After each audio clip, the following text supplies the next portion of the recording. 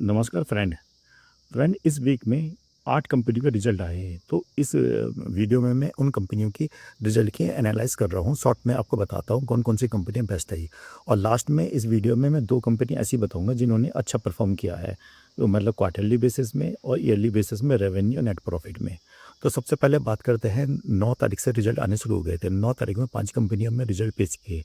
Number 1 पे थी TCS, number 2 पे थी टाटा एल्क्सी, नंबर नंबर 3 पे थे जेएम बेवरेज, नंबर 4 पे थी एमकॉन इंडिया लिमिटेड और नंबर 5 पे थी 5 पैसा कैपिटल। तो सबसे पहले हम बात करते हैं इनके रिजल्ट के बारे में। तो सबसे पहले हम बात करते हैं टीसीएस के बारे में। तो टीसीएस का रेवेन्यू और नेट प्रॉफिट कैसा रहा? वहीं हम बात करें इनकी क्वार्टरली बेसिस में, तो रेवेन्यू में 2.41% का जंप आया है।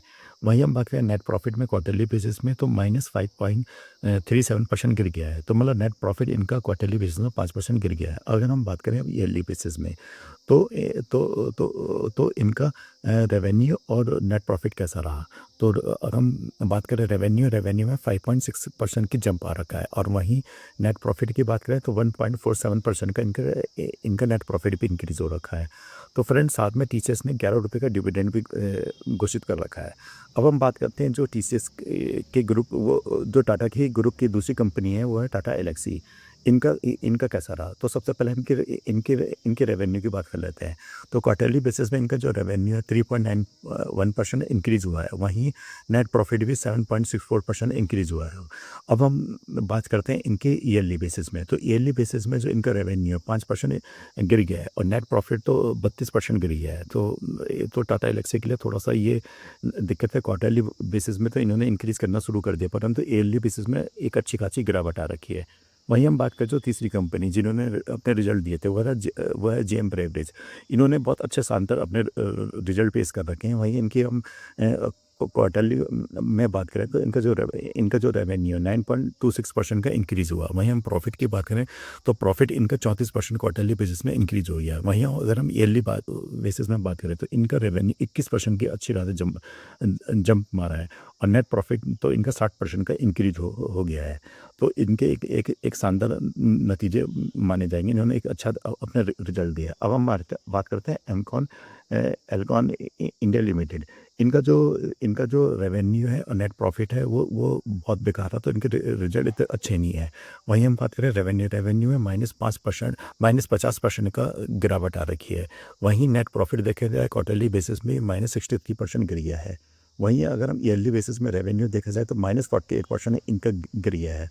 और वहीं इनका नेट प्रॉफिट ईयरली बेसिस में देखा जाए तो -60% गिर गया है। तो इनका जो नतीजे बिल्कुल बेकार आ रखा था, इसीलिए ये ट्रेडिंग आवर्स में इनके रिजल्ट आ गए थे, तो इनके 20% एक ही दिन फॉलो हो गया था, जैसे इनके रिजल्ट आए थे। अब हम बात करते हैं तो लास्ट कंपनी थी जो 9 तारीख को जिन्होंने अपने रिजल्ट पेश किए थे, वो थे 5 पैसा कैपिटल। तो 5 पैसा की अगर हम रेवेन्यू की बात करें तो मामूली से -0.6% का गिरावट है। वहीं हम प्रॉफिट की बात करें तो प्रॉफिट -18% गिर गया है। और हम बात करते हैं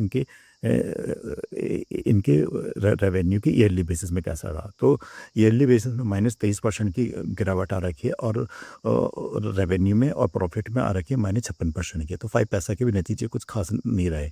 वहीं हम बात करें हम 10 तारीख की, तो 10 तारीख में 2 कंपनी ने अपने रिजल्ट पेश किए हैं। एक तो है एल्कॉन इंजीनियरिंग, और सेकंड है वारी रिन्यूएबल टेक्नोलॉजी। अब हम इनकी बात करते हैं इनका क्वार्टरली बेसिस और ईयरली बेसिस में कैसा रहा। सबसे पहले हम बात करते हैं एल्कॉन इंजीनियरिंग लिमिटेड की। तो इनका जो रेवेन्यू में 17% की जंप आ रखी है। वहीं हम इनके नेट प्रॉफिट की बात करें तो नेट प्रॉफिट -50% गिर गया है।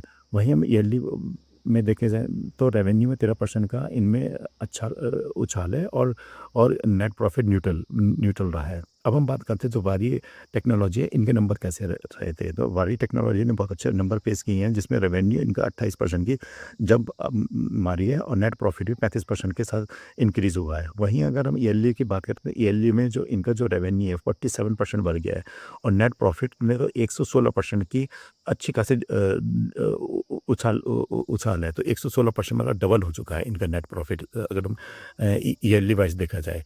अब हम बात करते हैं जो शनिवार में जिनके नतीजे आए थे वो थे डीमार्ट के। तो डीमार्ट के कैसे रहे? रेवेन्यू में तो 1.9% का इनका जंप है, परंतु क्वार्टरली बेसिस में नेट प्रॉफ़िट का 11% की गिरावट आ रखी है। वहीं हम उनके नेट प्रॉफ़िट ईयरली के में और क्वार्टरली में देखें ना, तो 15% की जंप आ रखी है क्वार्टर बेसिस में, और ईयरली बेसिस में देखा जाए तो 4% की जंप आ रखी है। तो फ्रेंड ये कुछ इन इस वीक में इन कंपनी के नतीजे हैं। इसमें से 2 कंपनी है मेरे को बहुत अच्छी लग रही है, जिनके नेट प्रॉफ़िट क्वार्टरली और रेवेन्यू क्वार्टरली और ईयरली बेसिस में जंप हो रखे। एक तो जीएम ब्रेवरिज, दूसरी है वारी रिन्यूएबल टेक्नोलॉजी है। तो ये 2 कंपनी ऐसी हैं जिनके रिजल्ट जो है क्वार्टरली रेवेन्यू में ईयरली बेसिस में जंप आ रखा है। तो फ्रेंड इस जो नेक्स्ट वीक में हम जितने भी रिजल्ट आएंगे उसको हम एनालाइज करेंगे, और आप मेरे चैनल को लाइक एंड सब्सक्राइब कर लीजिए कोई भी लेटेस्ट शेयर मार्केट के रिगार्डिंग अपडेट करने के लिए। और नेक्स्ट वीक फिर हम देखेंगे जो जितने भी रिजल्ट आए, इसके बाद हम उसके जो नेक्स्ट वीक आएगा उसमें हम एनालाइज करेंगे कौन कौन सी कंपनियां इसमें बेस्ट निकलती हैं, और वो आप इनको वॉच लिस्ट में अपने रख सकते हो। Thank you friend.